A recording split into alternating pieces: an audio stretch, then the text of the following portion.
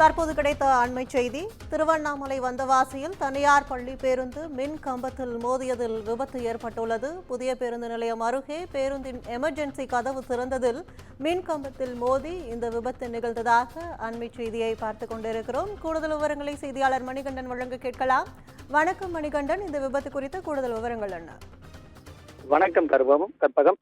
திருவண்ணாமலை மாவட்டம் வந்தவாசியில் புதிய பேருந்து நிலையம் அருகே செய்யாற்றில் இயங்கி வரும் எய்ம்ஸ் சிபிஎஸ்இ தனியார் பள்ளி பேருந்து ஒன்று வேகமாக சென்றபோது வேகத்தில் ஏறி இறங்கியதில் பேருந்தின் எமர்ஜென்சி கதவு திடீரென திறந்து மின்சார கம்பத்தில் மோதி விபத்துக்குள்ளானது.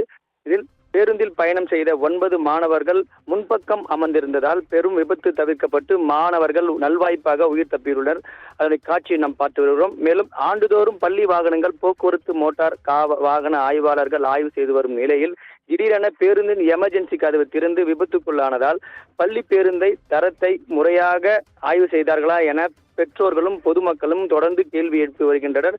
மேலும் இந்த சம்பவம் தொடர்பாக காவல்துறையின் மாணவரின் பெற்றோருக்கு தகவல் தெரிவிக்கப்பட்டு பள்ளி மாணவர்களை அவரது பெற்றோருடன் வீட்டுக்கு அனுப்பி வைத்தனர். மேலும் இந்த விபத்து குறித்து வந்தவாசி போலீசார் வழக்கு பதிவு செய்து விசாரணை மேற்கொண்டு வருகின்றனர். மேலும் இதனால் சிறிது நேரம் போக்குவரத்து பாதிக்கப்பட்டு பரபரப்பு காணப்பட்டது. கற்பகம்.